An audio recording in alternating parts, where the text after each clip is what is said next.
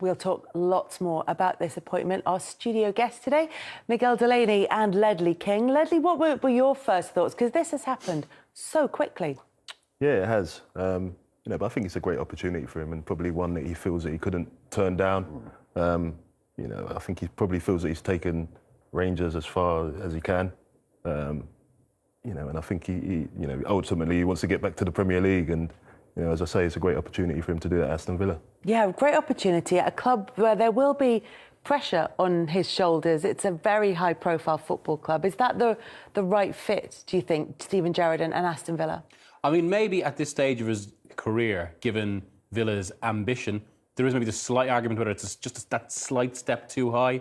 But ultimately, they're in the bottom half. There's scope to improve. And just as you're saying, my immediate impression as a journalist, I was just thinking straight away that, wow, I mean, Villa were already an interesting club, but they just feel much more box office now. Yeah. I mean, that's the instant impact of employing a figure like that, who is one of the Premier League's greatest ever players, but also kind of one of the great names associated with it. Kels, I think that we talk about the pressure of it, and of course it's pressure coming into the Premier League, but from going from the under-18s at Liverpool to Rangers, and of course we're not talking about the same calibre of football in the Premier League in Scotland, but to go to Rangers where you have to win, you have to do what he was trying to do, everything what you had to do behind the scenes and get them to a certain level. I think this club, going to a club like Villa with that kind of experience of pressure, what he's dealing with, you see how he deals with media and everything, he's magnificent. I think it's perfect. It's a perfect job. Well, that's what the CEO, Christian Purslow, thought about the Steven Gerrard appointment. This is what he said in his statement. The board of Aston Villa delighted to appoint Steven as our new head coach. Since moving into coaching after his illustrious playing career, he began by managing and developing young players in the LFC Academy, which is experience we value highly at Aston Villa. Then the brave decision, as Wright was saying, to test himself in the intense and high-pressured environment of the Scottish old firm. His subsequent achievement in winning the Premiership title with Rangers caught our eye, as did his experience in Europe. It's been very clear in our discussion that Steven's coaching ambitions, philosophy and values entirely match those of Aston Villa. And of course, there is that relationship with Christian Purslow from his time in that position at Liverpool when Steven Gerrard was a player there. Aston Villa said Steven Gerrard is a club with a rich history and tradition in English football. I'm immensely proud to become the new head coach. In my conversations with Nassef West and the rest of the board, Nassef and West, of course, the owners at Aston Villa, it was apparent how ambitious their plans are for the club. I'm looking forward to helping them achieve their aims. I'd like to express my sincere gratitude to everybody associated with Rangers for giving me the opportunity to manage such an iconic football club. Helping them to secure a record-breaking 55th league title will always hold a special place in my heart. I'd like to wish the players, staff and supporters the very best for the future. So, all tied up, all very neat, all happened very quickly. It's not only a few days since Dean Smith was sacked as Aston Villa manager, and now they have an appointment in place which seems to be their first choice, seems to be their first preference, and it's been done with a minimum of fuss. Yeah, so like I say, Rangers, you have to say, have acted very well in this situation. They can't be happy with their manager leaving mid-season, and the fans must be desperately disappointed about that. But we're talking about an opportunity now that's come along for Steven, like I have to say with Ledley, how much further can you take Rangers? Although I think now if they won the league, then they go straight into the Champions League, which is something that the Rangers fans would have been really excited about. But from Steven's point of view, to get a job like this and for it to happen so smoothly, I feel it shows the levels of people we're dealing with here. And so I'm quite pleased that it has gone smoothly. So as he can get to work, because we know that they need to get to work pretty quickly with Villa because they seem to be losing their way a bit. And I think that he'll focus them. Exactly like Miggy says, it's the box office. He's very astute with what he's doing in respect of his coaching, the video analysis, everything what he does is exactly what Villa need right now. And when you talk about the analysis and the coaching, he's brought his whole backroom staff with him. Yeah. How important is that in terms of being able to get his message across, his team's message across to the squad? Yeah, it's fundamental for him, being a young coach. He's put a good team around him, a team that he trusts. I hear from the players, speaking to the likes of Jermaine Defoe, that his coaching team are great. And yeah, for him, moving forward, he wants that security of his team, especially coming into a mid-season. for a young coach to be coming in under the pressures at this time of the season is not easy for him. So he needs these people around him to get that message across as soon as possible. Do you think the players will be excited by the appointment? Yeah, of course. You know, he's been one of the Premier League's best players in his time. I'm sure if you're a midfield player, you'll be buzzing at the likes of Steven Gerrard coming into your football club. You know, what can you learn from him?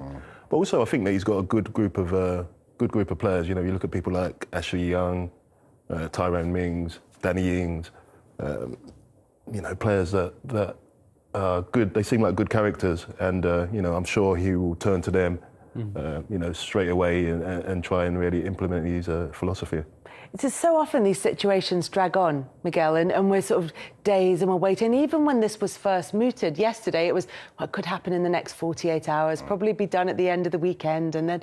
But this has happened so quickly. Do you think it gives the impression that demands that have been made by Gerrard and his team have been met swiftly by Aston Villa's board? Or do you think that it shows how much they wanted to get him, how willing they were to be accommodating to his needs? I think how much they wanted to get him. It's impressive decisiveness on contrast to some of the, I mean, how long are we talking about Newcastle's chase? And even Norwich, who aren't quite in the same situation, but they've gone on that bit longer as well.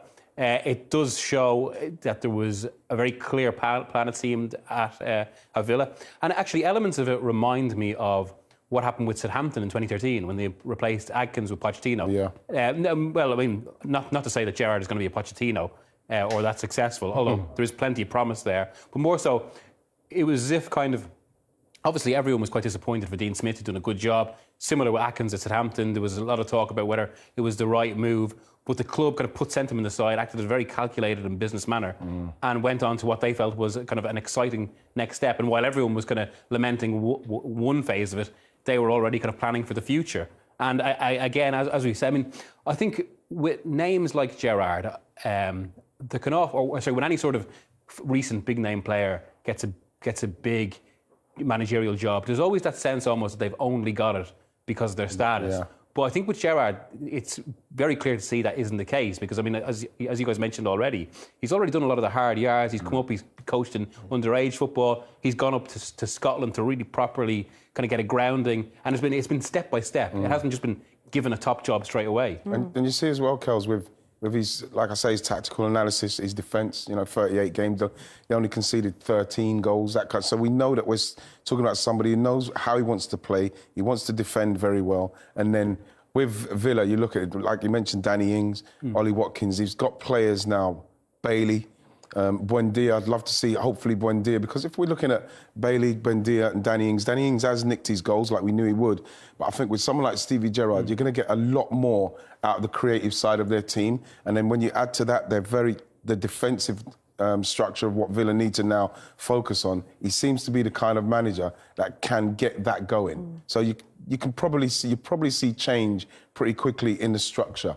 Yeah, those three players, Bailey, Buendia and Ings, haven't played together yet under Dean Smith. So that is still to come for Steven Gerrard. And we'll talk a bit more about the kind of players that could benefit from having Gerrard as the new Aston Villa boss. But lots to unpick across this whole story. We'll talk a little bit about what this means for Aston Villa, what their ambitions are, but also what the decision was like for Steven Gerrard to make and what he brings to the football club. And we're joined now by one of his former teammates, David James, who spent time in the same team as Steven Gerrard at Liverpool, of course. And David, thanks so much for joining us. Tell us a bit about Steven Gerrard, the character, the person, and what he can bring to that role at Villa. Yeah, hi guys. Good to see you all. Well, I think from obviously the player that I played alongside, albeit briefly, at Liverpool. That was so many years ago that he's changed as a character. And my experiences with him since then, I think, are probably the best definition. And having spoken to him when I was in management in India about being able to bring in players if he knew anyone, he just seemed so aware of, you know, what was needed. I'm listening to you guys talking there, and I think the most important thing about this is that people will question his appointment, rightly so, because that's the nature of football. And they'll always say that they need someone with more experience, and Scotland possibly isn't the level that he needs to go into management in the Premier League. But there's two things that are most important. One is managing players, And I think Stevie is such a level-headed guy, such a clear and focused person that he can manage players. And all the players you mentioned there, Danny Ings, Tyrone Mings, he will be able to manage them. And then there's a tactical platform that the team's going to play off. And as Wright said there, I mean, the fact they kept so many clean sheets in winning the championship in Scotland, the fact that the team knew what they needed from the manager, the fact they've been doing so well in Europe, means that tactically he's adaptable, but also he can implement those tactics on the field for his team to perform. And when you've got the quality of players that Aston Villa have got, it's a perfect recipe. And I think if I can extend this was the appointment I think that English football fans, or football fans of Stevie G and around the world, were waiting for Stevie G to actually make it to the Premier League. So it's very exciting times. It is exciting times. And it's interesting, Ledley, to hear David talk about the change in, not change in personality, but change in approach of Gerrard, because he was always seen as a fairly quiet individual. Was that your experience of him as an England teammate? Yeah, he was. But at the same time, every time he crossed that white line, he was a warrior, and you knew exactly what you was going to get. There's certain players, you look in their eyes and you see a determination, a steeliness, and you know what they're about. And Stevie was one of them. So what's great about him is a young manager. We want to see that attacking football, and everyone wants to play that beautiful style of football. But the fundamentals of the game, that he's implemented at Rangers, as Wright said, 13 goals conceded, which is unbelievable. He didn't just go there and win the league. He smashed the league at Rangers. So he's already set these boundaries and these targets, and he was a disciplined player, and he'll definitely be putting that into his team without a doubt. Did he talk to you, David, when you were talking in your managerial experience with Steven Gerrard? Did he talk about the principles that he likes to hold as a manager? I wish we had that conversation, Kelly. I might still be out there. It was just, again, it was I think the beauty of it, knowing him as a teammate, not only with Liverpool, but obviously with England, because so often, and the guys on the couch there will tell you this, so often you drop back into that team changing room conversation mentality. And he didn't do that. What he did, he spoke very clearly, as I say, about what he had available. I mean, he was at Rangers at the time, and he basically guided me as a manager to a manager who obviously I knew, rather than just as an old teammate trying to do me a favour. It was reassuring, and I thought, you know what, this is a positive sort of evolution of Stevie Gerrard, the character, because he's a quiet-spoken guy. He's a good laugh at the same time, but he knows when to have a laugh, but he knows when to focus. And like Ledley said there, when he went on the pitch, he changed. As a manager, I'm sure he does exactly the same. He's focused on getting 3 points, winning the game, whatever's needed. And as I say, I just wish I'd have asked him a few more questions. But his experience as a player, obviously at Liverpool, and then as their under-18s manager, moving up to Rangers, he's been involved with huge football clubs, and he's going to another one. With your links to Villa and to Liverpool, are there similarities between the two? Of course. I mean, the size of Liverpool obviously dwarfs Aston Villa with regards to global following. But like most clubs, they have very passionate fans. The one thing that I think he'll find, and hopefully he doesn't experience too soon, but Aston Villa fans over many years, since they won the European Cup back in the 80s, have been longing for success. They consider themselves to be one of the big clubs in England, and rightly so, because of what success they've had. But when they're not getting or not seeing what they expect from the team or from the board, they're quite vocal. Not a problem. I think fans are entitled to do that. So Stevie might experience something which he hasn't experienced at Liverpool, because Liverpool fans don't tend to get negatively vocal, or as much as Aston Villa fans have. But at the same time, that's the passion that Aston Villa fans have. When you link that with the passion that Stevie G has, as I said, it's a perfect recipe. I mean, I don't think they could have asked for a more determined, more passionate footballer than Stevie G right now to be their manager. And we've heard from David and from Ledley right here about Steven Gerrard, that the person and the character is someone that you got to know later on, and you love him. So, so we should qualify this. All we're going to get in from your direction is absolute unqualified praise and support. But what is it that you see in him that makes you respect him as a person and that makes you think he will be a success at Villa? First, when you speak to him, he looks you in the eye. You know, he speaks very honestly to you. He tells you what he feels. But from a football point of view, in respect of being a manager, he knows what he wants his team to do.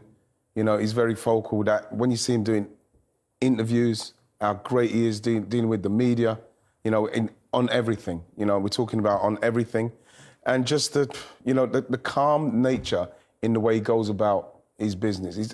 When you see Steve Gerrard and he comes into there's an aura about him that is just calm. He's in control, and that is why with the Villa job, I've got no qualms about he's going to do it very well, simply because tactically he knows what he's doing. And I feel that this happened quickly simply because Villa obviously recognised this is the guy we want. We're going to give him what he needs. And Stevie, in return, has realised that this club is exactly the stature of club that I can now go to and go to the next level. Because just like we know for a fact, his end destination wasn't Rangers. It's probably not Aston Villa. But the fact is, these are places where he's going to the next level. And he's tested himself. I thought Rangers was a massive test for him. That could have easily gone the other way. Easily. And this, again, Villa, it's a big club, like Jamo said. They've got a lot of expectations. And this manager, Stevie Gerrard, will come in, and with his demeanour and his coaching acumen, he'll give them that expectation of more, because he wants to give more. And so, for me, you know, like I say, you have to feel for the Rangers supporters, and Celtic, with what happened with them with Brendan Rodgers. At some stage, they get these great managers, and those managers will go again simply because the Premier League, the calling of the Premier League, and the success that you can get as a manager if you can get it right there. He talked about wanting to deliver on the club's ambitions during his time as Aston Villa boss. David, what do you think that they are for this season and beyond for Villa? Well, I think this season, first and foremost, is to get themselves in a safe position, so I say. I mean, looking at that league, it pops up there. I mean, they're far from safe at the moment. And as Wright said earlier, you know, the performances at the moment aren't going in the right direction. Obviously, hence the reason Dean Smith has departed. But to get them safe. But I think for Villa fans, just to see that there are signs that Aston Villa are going to develop. And I think what they had last season, it was too easy to say, because Jack Grealish went, we fell apart. I think they need to see a club, they need to see the team playing together, looking, as I say, looking like they're going. And then, you know what, Kelly, it's a beautiful game, and the Premier League is so good, with so many opportunities to get into Europe. That is something I think that Aston Villa fans would want to see. Whether it's Champions League would be the Holy Grail in a sense, but Europa League or the Europa Conference, any kind of European representation, that is what Aston Villa fans would see as the next step for them. And as Wright said, you know, this might be Stevie G's next step on the ladder for something bigger. But if he can take Aston Villa to Europe in any capacity, then that's Aston Villa fans' next step to something bigger as well. So again, it seems like the perfect marriage. I keep saying that, but it just, every time I think about it, it just seems more and more perfect. David, thanks so much for your time today. Good to talk to you. My pleasure. Have a See good you, time. Jamo. Take care, chaps. Thank you very Cheers, much Ray. to David James on Steven Gerrard's appointment as the new Aston Villa boss. We're looking at where Villa are in the table now. Find themselves in 16th place. They've got 10 points from their opening 11 games. It's not great, but it's not terrible either, because there are a few teams that have slipped up this season that maybe find themselves, Leeds just above them actually, in a position that they wouldn't have expected. So there are opportunities to climb the table this season, even if perhaps the ambitions are longer term than that. Yeah, but like you look at the team and you look at the calibre of player he's got in his team, and when we looked at the last few games for Aston Villa and how easy it was for them to concede goals, you know, especially set piece and set pieces and things like that. When you look at what Stevie Gerrard does work on in respect of his video analysis, the meticulous nature in how he goes about his coaching, you can see that once he gets that solidity, then the creative players, which he'll then move on to, will start, and with a new manager who they'll want to impress, they'll hopefully start doing their stuff. They've got very experienced goal-scoring Danny Ings and an upcoming striker with Ollie Watkins. Then you've got Buendia, who for me has not delivered anything yet. Same with Liam Bailey. We've seen flashes of them. I love Matty Cash, you know, the experience of Ashley Young, you know, John McGinn. He's got players there that, when you look at where they are in the league, you can see, Mig, you can see that they will move quickly. Just on that as well, I mean, what it also does for Villa is it completely changes dynamic. Because, I mean, we're talking about all these players, and that is a good Premier League squad. At the very least, it's an upwardly mobile, mid-table squad that can do. But because of what happened in the summer, it felt like, despite those signings, or almost because of them, the entire club was still characterised by Jack Grealish. Whereas even the appointment of Gerrard has actually moved it on from that. So it doesn't feel like that's as big an issue anymore. And even that alone, I think, will have a positive effect before we see, you know, the effect of Gerrard's management. That's a really interesting point that you make, the fact that the club had this iconic figure in Jack Grealish. Do they maybe need to have that? And is he... Clearly, he's not a like-for-like replacement, but they now have a figurehead at the club in a way that, although Dean Smith had that huge emotional connection and background, maybe not quite at the same level of Gerrard's. Yeah, well, you know, I actually thought they bought quite well after Grealish. I thought they brought some good players into the club, and you know, I expected a good season from Aston Villa. So they still have that there. They still have the players there. And now I believe they have someone in charge that can really get the best out of these players. You know, what I love about Stevie is just, you know, I expect everything to be very simple for the players to understand. You know, they're not going to be confused by what he's asking from them. You know, he's going to go back to basics in terms of discipline and what it takes to win Premier League matches. And, you know, of course, he'll sprinkle that little bit of stardust on that eventually. But, go on, mate. No, I was going to say there, Ledley, when you look at that list of players, especially when you the promise of someone like Leon Bailey and Buendia, and we've not seen anything yet, and I can't emphasise enough, if them two click, which you can feel under Gerrard, that they can click, then you then put Danny Ings in there, who'll be excited about this appointment. Ollie Watkins will be excited about the appointment. You can feel, and then Tuanzebe. We saw how good Tuanzebe can be when we saw him play against Paris Saint-Germain. We know that he's got that kind of performance in him.